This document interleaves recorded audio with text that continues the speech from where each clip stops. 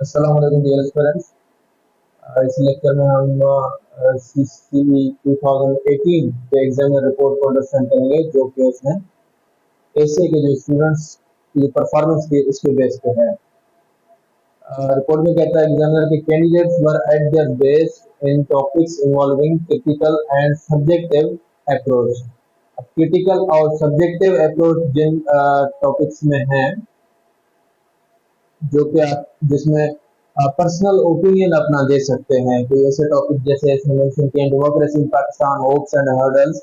तो डेमोक्रेसी जो पाकिस्तान में है उसके लिए होप्स कौन से हैं और हर्डल्स कौन से हैं, इसमें आप अपना पर्सनल ओपिनियन दे सकते हैं। कि कुछ स्टूडेंट्स कुछ होप्स लिख सकते हैं, कुछ दूसरे होप्स लिख सकते हैं। अदरवाइज रूल ऑफ लॉ है, safeguarding human lives and civil liberties. तो ऐसे टॉपिक हैं जिसमें during the fight against terrorism and corruption, ये जो टॉपिक है इनमें आप हर कोई अपना व्यू दे सकता है। जो वो सब्जेक्टिव नेचर के टॉपिक्स थे उसमें वो कह रहा है कि students were at their best, उसमें ठीक थे। ठीक है। ऑन द अदर हैंड कह रहा है, on the other hand in topics that were of objective nature. Objective nature यानी कि वो फिक्स चीजें हैं जो आपको बतानी है। जैसे इसने बताया ग्लोबल वार्मिंग है या सीपेक है।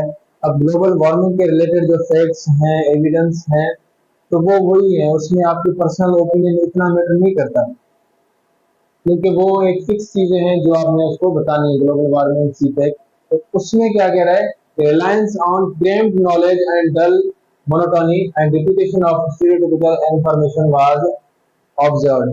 अच्छा, इसमें होता तो फिक्स नॉलेज है, एक फिक्स चीजें आपने वो करनी है, बट उनको एक लॉजिकल मैनर में आपने बताना होता है और उनको डिस्कस करना होता है।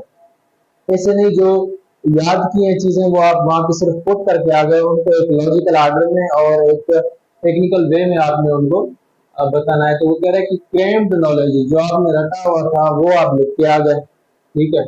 डल मोनोटोनी यानी रिपीटेशन जब बार बार किसी चीज की हो तो वो एक इंटरेस्ट खत्म हो जाता है रीडर का।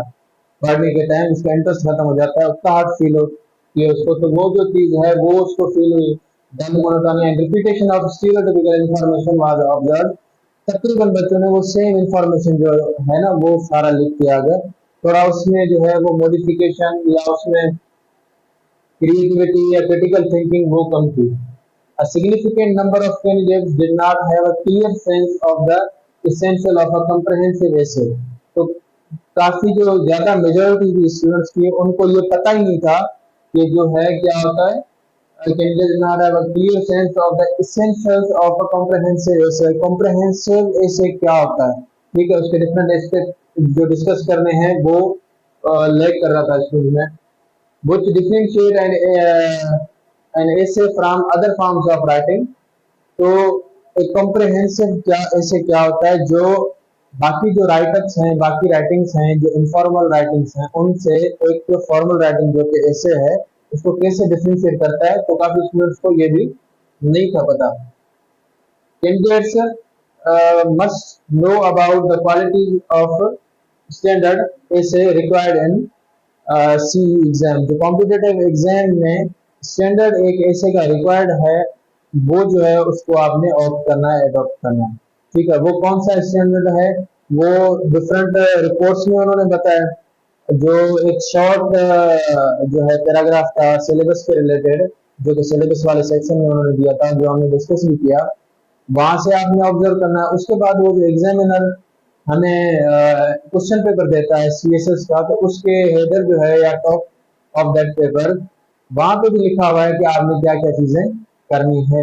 तो ये कुछ चीजें हैं जो एग्जामिनर ने बताई हैं 2018 में, जो हमें जो है अपना इनको देखना है और जो हमारे मिस्टेक्स हैं उनको ओवरकम करना है।